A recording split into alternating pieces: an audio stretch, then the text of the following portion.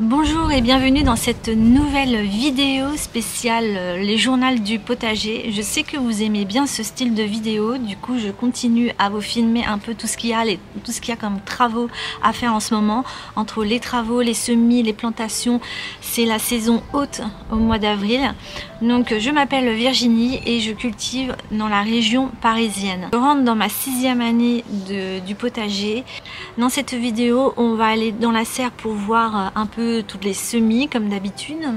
Ensuite je vais faire un test de germination pour voir si mes graines poussent, parce que j'ai un doute sur les panais et j'ai un doute sur les poireaux. Les poireaux, je n'arrive pas à faire pousser des poireaux à partir de la graine et ça m'énerve.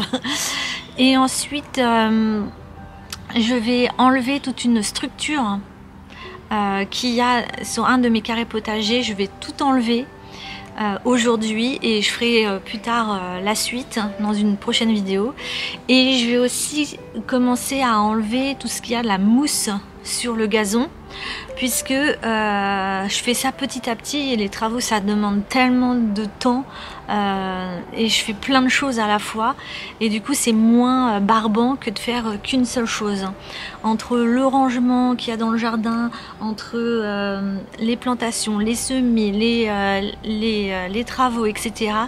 Chaque jour je fais des petites tâches différentes et je parcelle tout. Enfin, je hache mes tâches en petites choses et comme ça à la fin de la journée je me dis au moins j'ai avancé de 1 mètre, 1 mètre, 1 mètre, 1 mètre et à la fin au bout de 1 mois j'aurai bien avancé.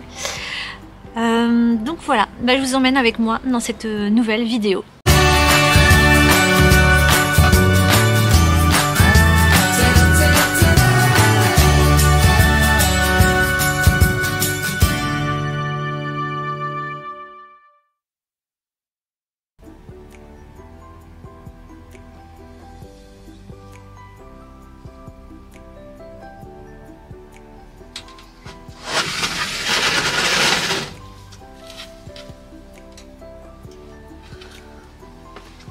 Bonjour les feuillus, comment allez-vous? Alors tous les matins je viens avec une petite tisane de compost pour mes plantes.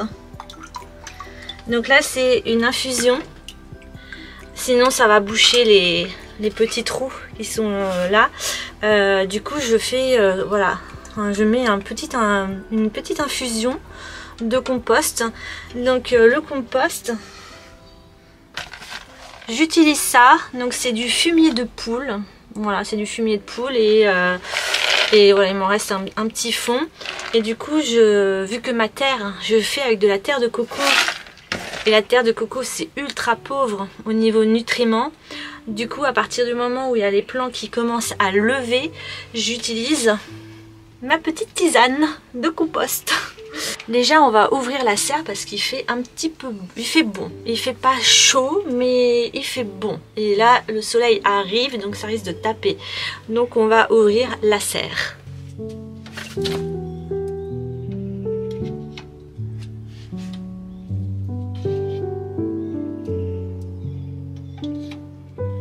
Je voulais vous montrer ici, c'est par rapport à la dernière vidéo, j'ai mis une bâche de protection.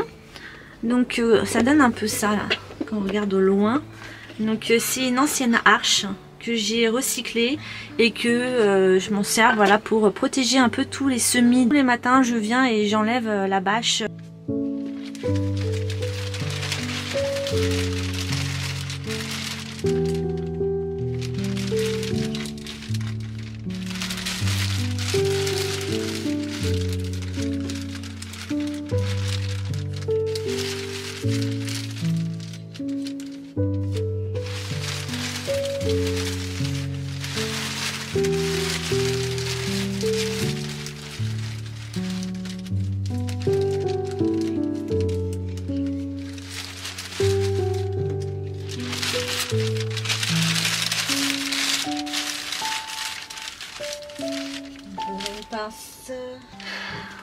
Voilà, maintenant tout est remis comme il faut. On va aller voir un peu ce qui s'y passe en dessous. Voilà, j'ai déjà commencé à planter quelques cosmos au jardin pour liquider un petit peu ma table. Donc là, ils ont bien grandi par rapport à la dernière fois où on s'est vu. Donc ici, c'est les tournesols géants que j'ai repiqués aussi parce que voilà, les têtes, je les avais commencé en intérieur et du coup, dès que j'ai vu que ça sortait, je les ai repiqués, je les ai mis ici. Là, ici, il y a tous les tournesols nains. Et là, il y a tous mes plants de tomates, aubergines et poivrons qui sont ici en attente d'être mis au jardin. Donc, il y a toujours cette aubergine qui danse le flamenco. Je sais pas si vous voyez, mais on a l'impression qu'elle danse le flamenco. Elle est bizarre. Voilà, ici les navets commencent à être bien grands. Donc, il va falloir que bientôt je les mette en terre.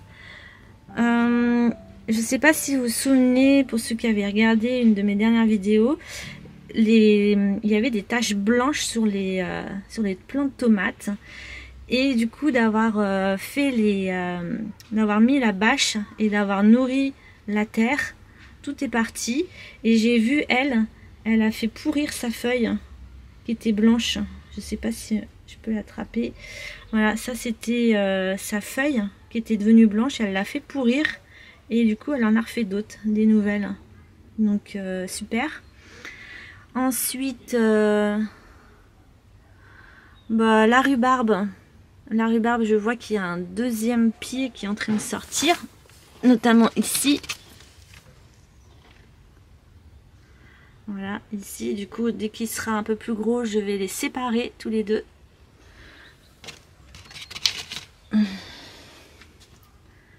Qu'est-ce que j'ai fait d'autre? Là, je vais mettre le doigt. On a besoin d'un arrosage léger. Ouais, l'arrosage est léger à faire. La terre est encore un peu humide à l'intérieur. Mais pour la journée, voilà. Du coup, je vais arroser les petits plants du fameux breuvage de compost. Donc voilà déjà pour l'espace des semis, voilà, au niveau de là où j'en suis en ce moment. Donc on va faire un petit arrosage léger ce matin.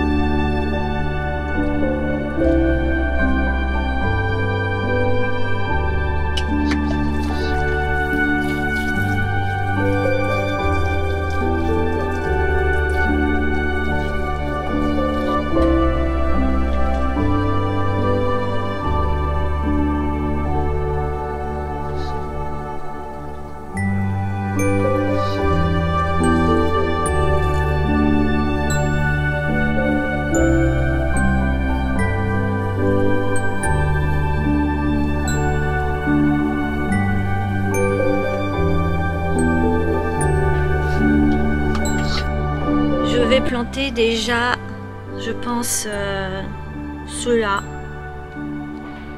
Je vais planter ceux-là, à part les petits tout bébés là. Ceux-là, je vais pas les planter tout de suite. Mais sinon, lui il est grand, lui il est grand. Voilà, je pense que ça devrait aller. J'espère que je vais pas me les faire bouffer par les limaces. Mais bon, on va quand même planter, ça va libérer.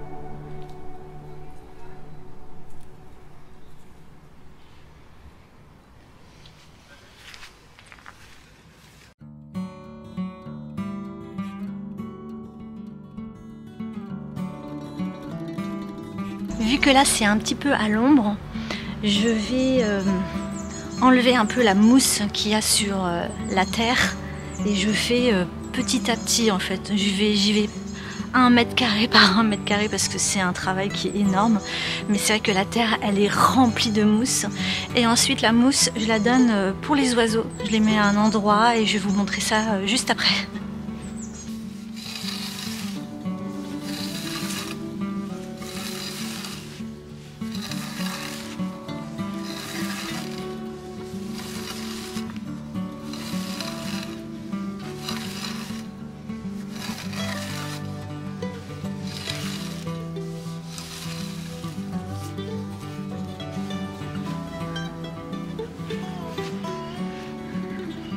Voilà de quoi est composée ma salade. N'importe quoi. J'ai dit ma salade. Alors voilà un peu ce qu'on peut trouver dans la pelouse, dans le fin fond. Donc c'est rempli de chiens-dents, mais c'est aussi rempli de mousse. Là on voit là, la mousse. Et je me dis pour le nid des oiseaux, ça peut être pas mal. Hop.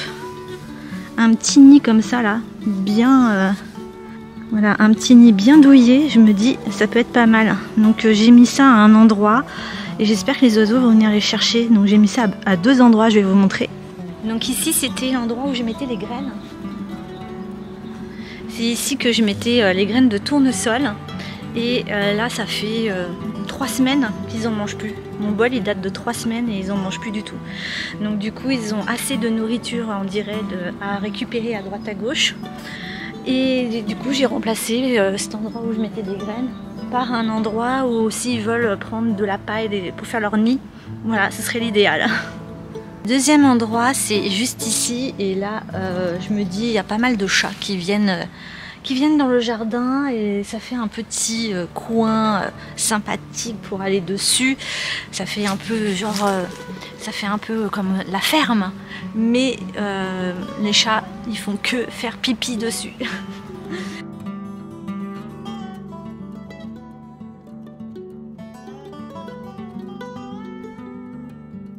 Un des travaux que je vais faire aujourd'hui, c'est-à-dire que je vais démonter tout ce qui est là. Toute la structure et je vais recommencer d'une manière plus propre. Donc je vous montre le avant et le après, comme ça c'est satisfaisant en vidéo de voir le avant après. Alors voilà à quoi ça ressemble, c'est pas du tout droit. J'avais mis des grillages qui redescendaient à chaque fois devant les piquets et ce que j'aimerais bien faire c'est soit je retire tout et je laisse à nu, comme ça je fais des structures complètement différentes. Je pense que je vais faire ça. Donc je vais recommencer pour genre faire monter les haricots verts, les petits pois, ce genre de choses. Donc je retire tout. Bon, voilà, je retire tout.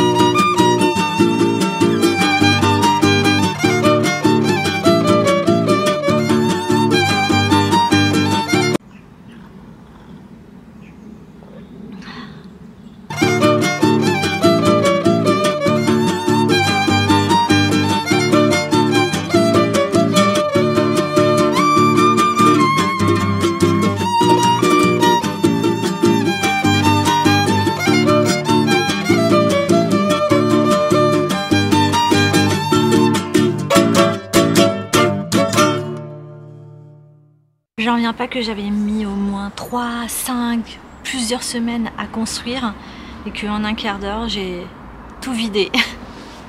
C'est tellement plus facile de détruire que de construire. C'est ça en fait le truc, c'est plus dur de construire, ça met plus de temps à construire que à détruire. Donc aujourd'hui, on va s'arrêter pour ce chantier-là.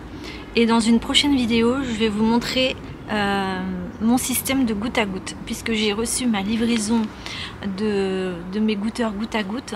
En fait, j'avais déjà du matériel, je vais juste recycler ce que j'ai déjà sur le terrain, mais il me manquait quelques tuyaux, enfin quelques thés en forme de thé, et du coup je vous montrerai ça dans une prochaine vidéo.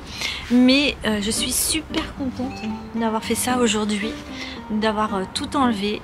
Il me reste maintenant à retravailler toute la terre qui est à l'intérieur, à arracher tout ce qui est les mauvaises herbes, assainir un maximum la terre qui est à l'intérieur, ensuite à mettre tout ce qui est les gouteurs goutte à goutte. Ensuite, toutes les structures un peu en bois, voir ce que je fais au niveau des structures, si je mets comme avant ou complètement différemment. Donc je vais me laisser du temps pour réfléchir à ça. Et voilà. J'ai tout enlevé, tout ce qui avait des racines. J'ai enlevé tout ce qui est du branchage assez gros. J'ai enlevé les pommes de terre, j'ai enlevé tout. Jusqu'au bout. Là il y a 6 bacs. 6 bacs et j'ai tout retiré. 6 bacs et j'ai tout retiré. La terre elle est légère. J'ai enlevé les escargots que j'ai trouvés. J'ai enlevé tout ce qui était nul, j'ai retiré. Maintenant le lit il est prêt pour mettre mes gouttes à gouttes. Et ce sera dans une prochaine vidéo. C'est parti pour le tuto de cette vidéo, le test de germination. Pour ce tuto, il vous faut un spray, du sopalin, des petits sachets zip, comme ça. Bon, celui-là est tout petit, hein. Bon, c'est pas grave, ça fera l'affaire. Et des graines qui ont la flemme de lever. Donc moi j'ai pris le pané, parce que depuis le mois de janvier je suis dessus, hein, sur le pané. Donc les semis c'est de février, mars, avril, mai, juin. Donc j'ai encore le temps, mais je pense que peut-être qu'elle attendait un peu plus de chaleur, on va dire. Mais je vais quand même faire le test pour vous, comme ça c'est bien.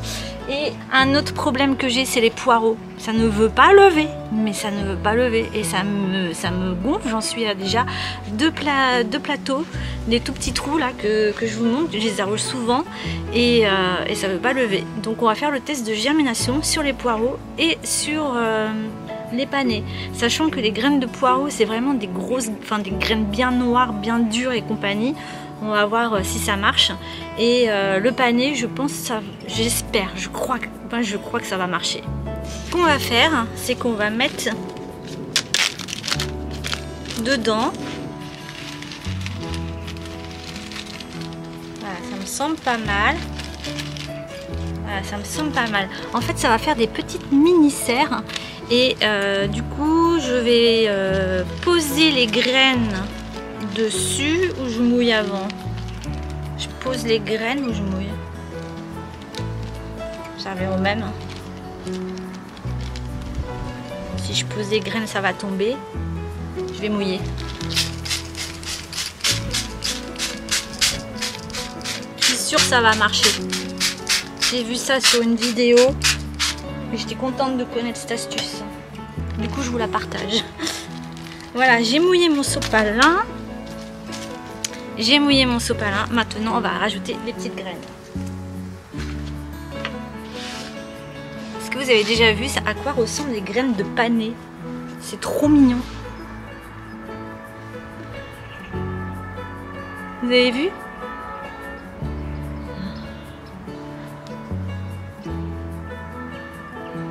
Regardez comme c'est trop mignon. On a l'impression qu'il y a une petite enveloppe, un petit cadeau en fait. Donc je vais mettre à peu près tout ça ou plus. On va tester sur tout ça.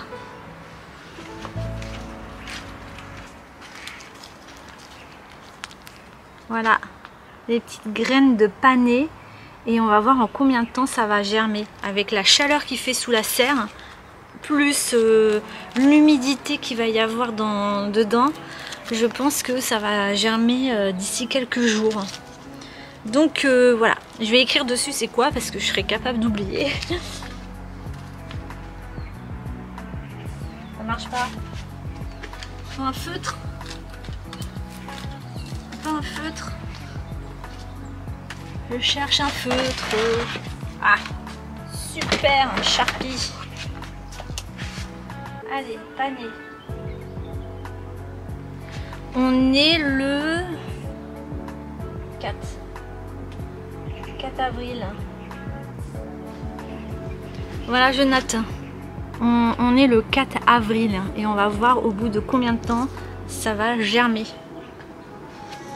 Si ça marche, j'ai envie de faire ça avec toutes les graines en fait. Ça ferait gagner grave du temps. Si ça marche, je fais ça avec toutes les graines. Je me fais des petits sachets comme ça. Franchement, on va voir. Celui-ci qui ne marche pas, c'est le poireau bleu d'hiver. C'est une variété rustique. Et celui-ci, je l'ai fait plusieurs fois et il dit c'est jusqu'au mois d'avril les semis sous abri. Bon, moi je vais le faire, peut-être que je vais gagner quelques journées.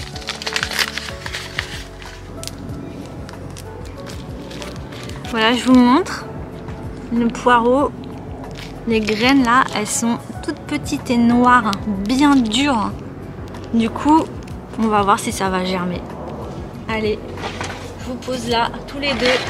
Bien au chaud là, ça va cuire. Merci d'avoir regardé cette vidéo, j'espère qu'elle vous aura plu et que vous avez passé un bon moment avec moi. Merci pour toutes les personnes qui se sont abonnées à ma chaîne, cela me fait extrêmement plaisir. N'hésitez pas à regarder ma dernière vidéo sur les 10 façons de faire un potager, même s'il en existe encore plein d'autres. Donc si vous voulez une partie 2, dites-le moi en commentaire et je vous ferai une partie 2 d'autres manières de faire le potager.